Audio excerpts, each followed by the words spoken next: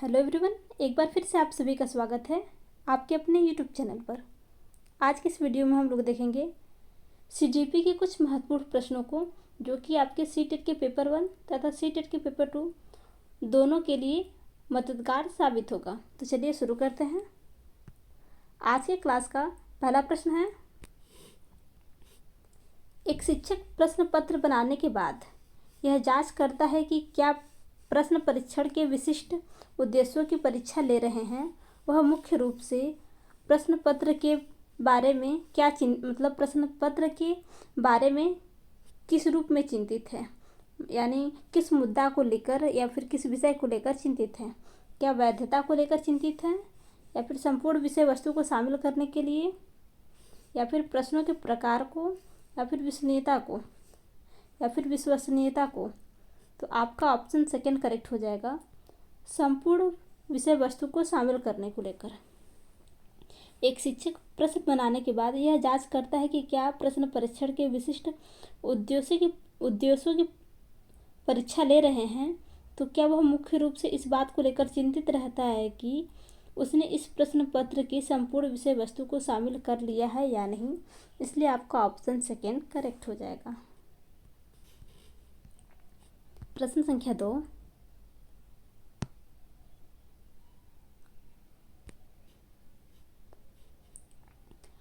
विवेचनात्मक शिक्षा शास्त्र का यह दृढ़ विश्वास है कि एक शिक्षक को हमेशा कक्षा के अनुदेशन का नेतृत्व करना चाहिए। सेकंड है, विद्यार्थियों को स्वतंत्र रूप से तर्कड़ा नहीं करनी चाहिए, बिल्कुल गलत।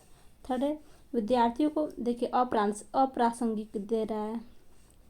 विद्यार्थी स्कूल के बाहर क्या सीखते हैं, ये अप्रासंगिक नहीं, यह भी प्रासंगिक है। ठीक है, विद्यालय को क्या बच्चे के बाहरी जीवन से भी जोड़ते हैं। ठीक है, तो ये गलत है। फोर्थ है, विद्यार्थियों के अनुभव और प्रत्यक्षण महत्वपूर्ण होते हैं फिर होता है। तो आपका ऑप्शन फोर्थ करेक्ट हो जाएगा। आपका ऑप्शन फोर्थ करेक्ट हो जाएगा। प्रश्न संख्या 3, विशेष आवश्यकता वाले बच्चों को शिक्षा उपलब्ध कराई जानी चाहिए। विशेष आवश्यकता वाले बच्चों को शिक्षा उपलब्ध कराई जानी चाहिए।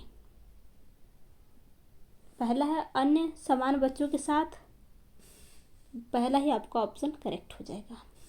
ठीक है, दूसरा देखते हैं, बोल रहा है कि विशेष विद्यालय में विशेष बच्चों के लिए नहीं। ऐसे क्या होता है, बच्चों में भेदभाव हो जाएगा, या फिर बच्चों को संपूर्ण परिवेश नहीं मिल पाता है, बच्चे अपने आप को लो फील करने लगते हैं। ठीक है, तो आपका ऑप्शन फर्स्ट करेक्ट हो जाएगा। प्रश्न संख्या 4,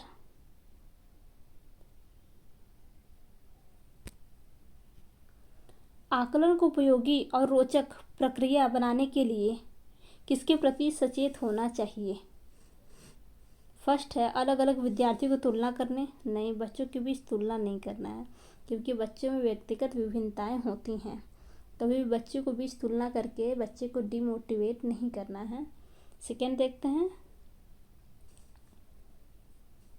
विद्यार्थी को बुद्धिमान और औसत विद्यार्थी की उपाधि देने, बिल्कुल आपका सेकेंड ऑप्शन करेक्ट हो जाएगा। पूछ रहा है कि आकलन को उपयोगी और रोचक बनाने के लिए किसके प्रति सचेत होना है, तो आपको विद्यार्थी को बुद्धिमान या औसत विद्यार्थी की उपाधि देना, इन सब चीज़ों के प्रति क्या है, इन सब बातों के प्रति हमें क्या होता है, होना होता है, सचेत होना होता है। और होना इसलिए होता है क्योंकि अगर हम किसी बच्चे को बहुत, जैसे कि कोई बच्चा है प्रतिभाशाली है, ठीक है, बच्चे कार्य करते हैं तो हम बिल्कुल उनकी प्रशंसा करते हैं, लेकिन जो अगला बच्चा होता है हमें उसे क्या बोलते हैं, इतना भी लो फील नहीं कराना चाहिए। ठीक है, तो हमें इन सब बातों का क्या होना होता है, ध्यान देना होता है। तो आपका ऑप्शन सेकेंड करेक्ट हो जाएगा। प्रश्न संख्या 5, एनसीएफ 2005 की संस्तुतियों के अनुसार कक्षा 1 और कक्षा 2 के विद्यार्थियों के लिए मूल्यांकन का तरीका होना चाहिए। फर्स्ट है लिखित परीक्षण के आधार पर, ठीक है, देखते हैं। सेकेंड है मौखिक परीक्षण के आधार पर, थर्ड है लिखित दोनों परीक्षण के आधार पर, फोर्थ है प्रेक्षण के आधार पर। तो क्या होना चाहिए, ये आपका होना चाहिए प्रेक्षण के आधार पर। बात कर रहा है एनसीएफ 2005 के अनुसार ना, तो प्रेक्षण के आधार पर होना चाहिए। प्रश्न संख्या 6, संस्कृति पर शिक्षा का क्या प्रभाव पड़ता है? संस्कृति पर शिक्षा का क्या प्रभाव पड़ता है? तो संस्कृति की निरंतरता को बनाए रखना, बिल्कुल। संस्कृति के हस्तांतरण में सहायता करना, संस्कृति का परिष्करण या उपयुक्त सभी। तो आपका ऑप्शन 4 करेक्ट हो जाएगा। प्रश्न संख्या 7, उपलब्धि अभिप्रेरक के संबंध में निम्न से कौन सा कथन सही है?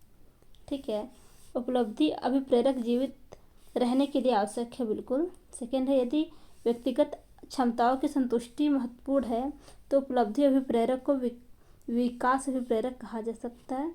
आपका सेकेंड भी करेक्ट है, यानी लग रहा प्रयुक्त सभी होगा। यदि व्यक्तियों के मध्य प्रतियोगिता पर बल है तो उपलब्धि अभिप्रेरक को सामाजिक अभिप्रेरक कहा जा सकता है। बिल्कुल, आपके तीनों ऑप्शन करेक्ट है, इसका आपका ऑप्शन 4 करेक्ट हो जाएगा, प्रयुक्त सभी। प्रश्न संख्या 8, 6 से 10 वर्ष की अवस्था में बालक रुचि लेना प्रारंभ करता है, क्या धर्म में, मानव शरीर में, यौन संबंध में या फिर विद्यालय में? तो आपका ऑप्शन 4 करेक्ट हो जाएगा, क्या है, विद्यालय में। प्रश्न संख्या 9, बाल मनोविज्ञान का क्षेत्र है। अच्छा क्वेश्चन है। बाल मनोविज्ञान का क्षेत्र है केवल शैशवावस्था की विशेषताओं का अध्ययन? नहीं। केवल गर्भावस्था की विशेषताओं का अध्ययन? ये भी गलत है। केवल बाल्यावस्था की विशेषताओं का अध्ययन? गलत है।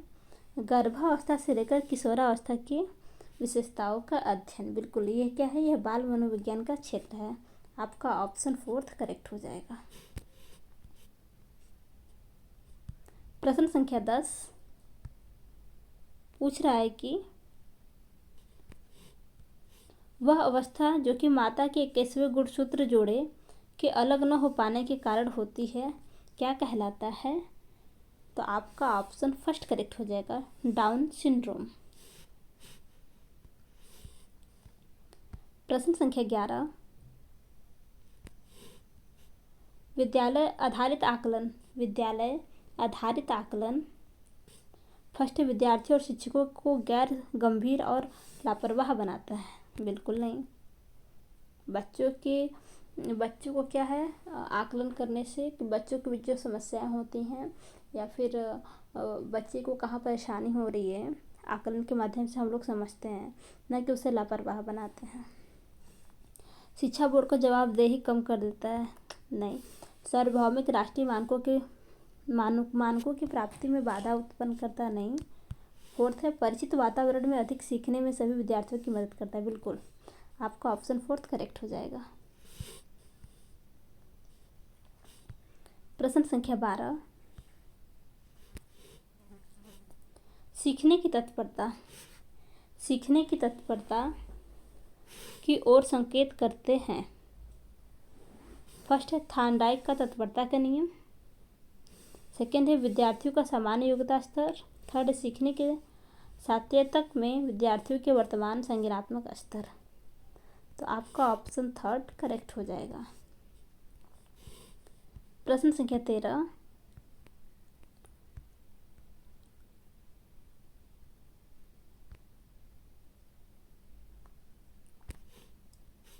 निम्नलिखित में से कौन सी सर्वाधिक प्रभावकारी विधि हो सकती है जो आपकी इस अपेक्षा को पूरी कर सके कि वंचित विद्यार्थी आपकी भागीदारता द्वारा सफल हो सके? क्या कह रहा है कि कौन सी सर्वाधिक प्रभावकारी विधि हो सकती है जो आपकी इस अपेक्षा को पूरी कर सके कि वंचित विद्यार्थी अपनी भागीदारी द्वारा सफल हो सके?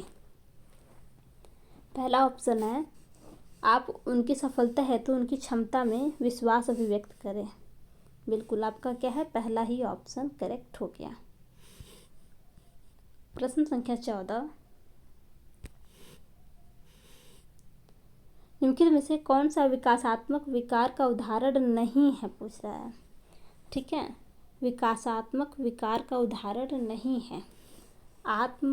आत्मविमोह यानी ऑटिज्म, ये तो है, पूछ रहा नहीं है।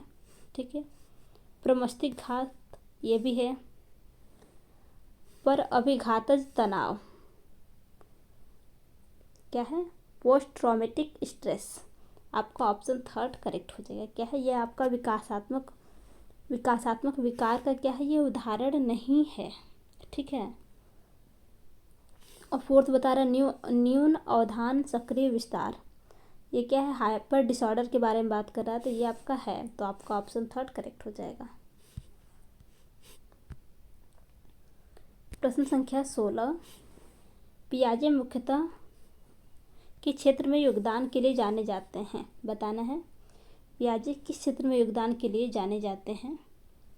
भाषा विकास के लिए, ज्ञानात्मक विकास के लिए, नैतिक विकास के लिए, सामाजिक विकास के लिए।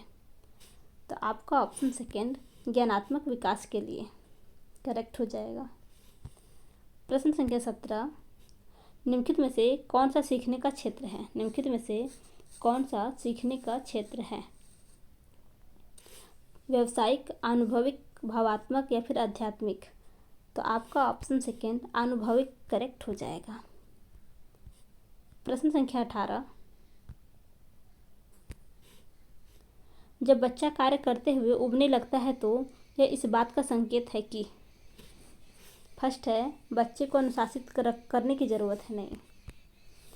सेकेंड है संभवतः कार्य आंतरिक रूप से बार बार हो रहा है, बिल्कुल। क्या है, जब बच्चा कार्य करते हुए उब रहा है तो इसका दो ही कारण होता है, बच्चा या तो उस कार्य के प्रति रुचिकर नहीं होता, ठीक है, या फिर किसी कार्य को बच्चा बार बार कर रहा है, जिससे क्या है, बच्चा उबने लग रहा है। तो आपका ऑप्शन सेकेंड करेक्ट हो जाएगा। प्रश्न संख्या 19, शिक्षा के संदर्भ में समाजीकरण से तात्पर्य है। शिक्षा के संदर्भ में बताना है कि समाजीकरण से क्या तात्पर्य है। सामाजिक मानदंडों का सदैव अनुपालन, आगे देखते हैं, अपने सामाजिक मानदंड बनाना, अपने, अच्छा, फिर इसके बाद बोल रहा है समाज में बड़ों का सम्मान करना, लेकिन किस संदर्भ में पूछ रहा है ये ध्यान देना, शिक्षा के संदर्भ में पूछ रहा है। फोर्थ है सामाजिक वातावरण में अनुकूलन और समायोजन, बिल्कुल। क्या है, आपका ऑप्शन फोर्थ करेक्ट हो जाएगा। प्रश्न संख्या 20,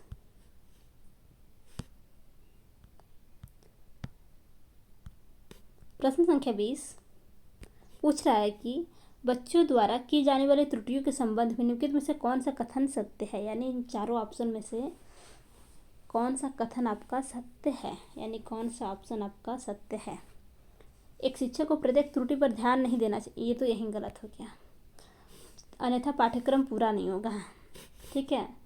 ये कथन क्या सत्य है? नहीं है। आगे बढ़ते हैं। दूसरा बोल रहा है प्रत्येक त्रुटि को सुधारने के लिए बहुत अधिक समय लगेगा तथा एक शिक्षक के लिए थकाने वाला होगा, गलत। थर्ड है स्वयं बच्चों द्वारा त्रुटियों को सुधारा जा सकता है, इसलिए शिक्षक को उन्हें तुरंत ही नहीं सुधारना चाहिए। अच्छा, तुरंत नहीं सुधारेंगे क्या, 2-4 साल बाद? ये भी गलत है आपका। फोर्थ है यदि एक शिक्षक कक्षा कक्ष में सभी बच्चों की त्रुटियों को सुधारने योग्य नहीं है तो यह संकेत करता है कि शिक्षक शिक्षा की व्यवस्था असफल है, बिल्कुल। क्या है, आपका ऑप्शन फोर्थ करेक्ट हो जाएगा। क्या है, यदि एक शिक्षक कक्षा कक्ष में सभी बच्चों की त्रुटियों को सुधारने योग्य नहीं है तो यह इस बात का संकेत करता है कि शिक्षक जो है शिक्षा की व्यवस्था असफल है, शिक्षक की शिक्षा की जो व्यवस्था है वो असफल है। प्रश्न संख्या 21, मोनिका जो गणित की शिक्षिका है राधिका से एक प्रश्न पूछती है। राधिका से कोई उत्तर न मिलने पर वह तुरंत मोहन से दूसरा प्रश्न पूछती है। जब उसे महसूस होता है कि मोहन उत्तर बताने में संघर्ष कर रहा है तो वो अपने प्रश्न के शब्दों को बदलती है। मोनिका की यह जो प्रवृत्ति है यह प्रदर्शित करती है कि वह की पहला ऑप्शन हो जाएगा आपका अपने सवाल के प्रति थोड़ा घबरा गई, अपने सवाल के प्रति थोड़ा घबरा गई। सेकेंड है मोहन का पक्ष लेकर लिंग भूमिकाओं में रूढ़िबद्धता को बढ़ावा दे रही है। थर्ड है राधिका को किसी उलझनपूर्ण स्थिति में नहीं डालना चाह रही। फोर्थ इस तथ्य से पूर्णतः परिचित है कि राधिका सवालों के जवाब देने योग्य नहीं है। तो इस प्रश्न का आपको जो सही जवाब हो जाएगा, सॉरी कहाँ चला गया, हाँ, इस प्रश्न का आपका जो सही जवाब हो जाएगा आपका ऑप्शन सेकेंड करेक्ट हो जाएगा, क्योंकि मोहन का पक्ष लेकर जब जैसे जब पहला बच्चा नहीं बता पाया तो वहाँ पे उस क्वेश्चन का जो आधार है या फिर प्रश्नों में बदलाव नहीं किया गया, ठीक है। लेकिन जैसे ही मोहन से क्वेश्चन पूछा गया तो उसके प्रश्नों में बदलाव, यानी अगर बच्चा नहीं समझ पा रहा तो उसे ऐसे तरीके से बताया गया जिससे वो समझ पाए, ठीक है। तो यह क्या है, यह मोहन का पक्ष लेकर लिंग भूमिकाओं में रूढ़िबद्धता को क्या है, बढ़ावा दे रहा है, बिल्कुल। प्रश्न संख्या 22, निम्नलिखित में से कौन सा विकास का सिद्धांत है? कौन सा विकास का सिद्धांत है? यह निरंतर चलने वाली प्रक्रिया नहीं है। विकास निरंतर चलने वाली प्रक्रिया है, ठीक है। ये तो गलत हो गया। विकास की सभी प्रक्रियाएं अंतर संबंधित नहीं है। विकास की सभी प्रक्रियाएं क्या है, अंतर संबंधित है। ये गलत हो जाएगा, नहीं दिया है इसलिए गलत है। थर्ड बोल रहा है विकास की सभी का विकास दर समान नहीं होता, बिल्कुल। आपका ऑप्शन थर्ड करेक्ट हो जाएगा। क्या है, विकास की दर क्या होती है, सभी का विकास दर एक रूप से समान नहीं होता, ठीक है। और विकास क्या होता है, कुछ आनुवांशिक और कुछ हमारे क्या है, वातावरण, दोनों पर निर्भर करता है, ठीक है। तो इसलिए आपका ऑप्शन थर्ड करेक्ट हो जाएगा। फोर्थ बोल रहा है विकास हमेशा रेखीय होता है। नहीं, विकास क्या होता है, रेखीय नहीं होता। विकास वर्तुलाकार होता है। क्या होता है, वर्तुलाकार होता है, ठीक है। प्रश्न संख्या 23, यदि विद्यार्थी पाठ में रुचि न लेते प्रतीत हो तो शिक्षक को चाहिए कि वह शिक्षण विधि बदल दें। तो आपका पहला ही ऑप्शन करेक्ट हो जाएगा। अगर बच्चे को कोई पाठ पढ़ा रहे हैं, बच्चा इंटरेस्टेड नहीं है, तो हम उसे टीएलएम के माध्यम से, ठीक है, और भी या फिर शिक्षण विधि चेंज करके बच्चे में क्या है, बच्चे को इंटरेस्टेड करेंगे, ठीक है। जैसे बच्चे को एक ही मेथड से हम बार बार पढ़ाते हैं तो बच्चे क्या होते हैं, रुचि नहीं लेते हैं। तो क्या करेंगे, शिक्षण विधि बदलेंगे। प्रश्न संख्या 24, प्राथमिक स्तर पर बच्चों के लिए संगीत, कहानी कहने, नाटक, कला, शिल्प, खेल आदि जैसी गतिविधियों का संचालन फर्स्ट है सप्ताह में एक बार होना चाहिए। सेकेंड है प्रत्येक विषय के साथ सम्मिलित होना चाहिए, बिल्कुल। थर्ड है अलग से संचालित करना चाहिए, फिर अतिरिक्त समय में कराया जाना चाहिए। तो इसका जो एकदम एक्यूरेट जवाब हो जाएगा, आपका ऑप्शन सेकेंड करेक्ट होगा। क्या होगा, प्रत्येक विषय के साथ इसे क्या करना चाहिए, सम्मिलित करना चाहिए। प्रश्न संख्या 25, राज्य स्तर की एक एकल गायन प्रतियोगिता के लिए विद्यार्थियों को तैयार करते समय एक विद्यालय लड़कियों को वरीयता देता है। यह दर्शाता है कि प्रगतिशील चिंतन को, या फिर वैश्विक प्रवृत्तियों को, या फिर प्रयोजनात्मक उपागम को, या फिर लैंगिक पूर्वाग्रह को। तो यह किसको दर्शा रहा है, क्वेश्चन देख लीजिए, जवाब मिल जाएगा। एकल गायन प्रतियोगिता के लिए विद्यार्थियों को तैयार करते समय एक विद्यालय लड़कियों को वरीयता दे रहा है। समझ रहे बात को, यह क्या है, लैंगिक पूर्वाग्रह है। क्या है ये लैंगिक पूर्वाग्रह है। क्योंकि ये क्या बोलते हैं, जैसे कि डांस प्रतियोगिता या फिर गायन प्रतियोगिता जो भी होता है, इसमें एक पहले से अवधारणा बनी आ रही है कि ये कार्य लड़कियां अच्छे से करती हैं। इसलिए ये क्या है, ये दर्शा रहा है, लड़कियों को ही वरीयता दे रहा है। तो ये दर्शा रहा है कि क्या है, ये लैंगिक पूर्वाग्रह है। प्रश्न संख्या 26, निम्नलिखित में से कौन सा आयु समूह परिवर्ती बाल्यावस्था श्रेणी के अंतर्गत आता है? आपको बताना है कि इनमें से कौन सा आयु समूह है जो परिवर्ती बाल्यावस्था, क्या है, परिवर्ती बाल्यावस्था श्रेणी के अंतर्गत आता है। तो आपका ये जो है 6 से 14 वर्ष के आता है, परिवर्ती बाल्यावस्था श्रेणी के अंतर्गत आता है। आपका ऑप्शन फोर्थ करेक्ट हो जाएगा। प्रश्न संख्या 27, निम्नलिखित में से कौन सी मानसिक मंदता की विशेषता नहीं है, यानी 3 ऑप्शन आपके ऐसे होंगे जो कि मानसिक मंदता की विशेषता है। उनमें से एक ऑप्शन ऐसा होगा जो आपका मानसिक मंदता की विशेषता नहीं है।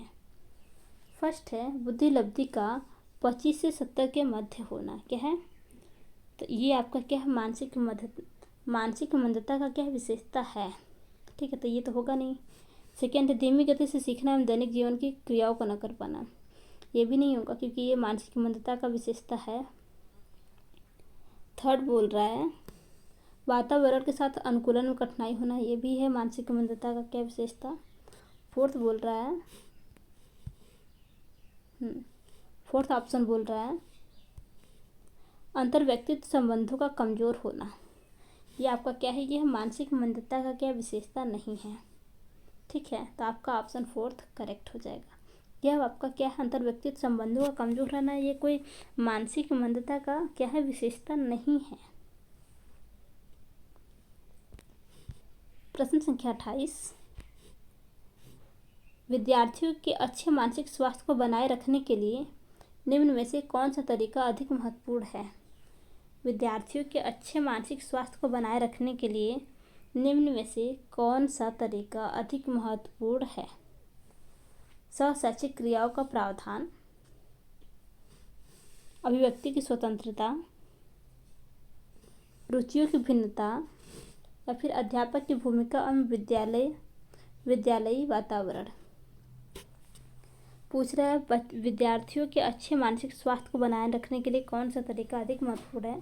तो यहाँ जो सबसे अधिक महत्वपूर्ण होगा, वैसे तो सभी महत्वपूर्ण हैं लेकिन बात करें सबसे महत्वपूर्ण की, तो आपका ऑप्शन फोर्थ करेक्ट हो जाएगा, अध्यापक की भूमिका एवं विद्यालयी वातावरण। बिल्कुल। प्रश्न संख्या 29, कमजोर वर्ग के बालक से तात्पर्य है। कमजोर वर्ग के बालक से तात्पर्य है ऐसे अभिभावकों के बालक जिनकी वार्षिक आय कम है, नहीं। ऐसे अभिभावकों के बालक जो वंचित वर्ग से हैं, नहीं। ऐसे अभिभावकों के बालक जो गरीबी रेखा, बिल्कुल नहीं। फोर्थ ऑप्शन, ऐसे अभिभावकों के बालक जो सरकार द्वारा निर्धारित न्यूनतम सीमा के वार्षिक आय की सीमा से क्या है, नीचे वर्ग के आते हैं। ये लोग क्या होते हैं, कमजोर वर्ग के बालक का आपका जो है यही तात्पर्य है। ठीक है, आपका ऑप्शन फोर्थ करेक्ट हो जाएगा। प्रश्न संख्या 30, निम्नलिखित में से कौन सी परिस्थिति में बच्चों का संवेगात्मक एवं सामाजिक विकास अच्छे से होगा। कौन सी परिस्थिति में बच्चों का संवेगात्मक एवं सामाजिक विकास अच्छे से होगा। फर्स्ट है जब बच्चे को महत्वपूर्ण माना जाए और उनकी भावनाओं का सम्मान किया जाए। बिल्कुल, आपका पहला ही ऑप्शन करेक्ट हो जाएगा। बात कर रहा है कि किस परिस्थिति में बच्चे का संवेगात्मक एवं सामाजिक विकास अच्छे से होगा, तो ये किस कंडीशन में होगा, जब बच्चे को हम लोग महत्वपूर्ण मानते हैं, क्या है, मानते हैं और उनके भावनाओं का सम्मान करते हैं। इससे क्या होता है, बच्चे का संवेगात्मक और सामाजिक विकास दोनों अच्छे से होता है। तो आपका ऑप्शन फर्स्ट करेक्ट हो जाएगा। सो फ्रेंड्स, अगर आपको आज की वीडियो हेल्पफुल लगी तो वीडियो को लाइक तथा चैनल को सब्सक्राइब करना न भूलिएगा। धन्यवाद।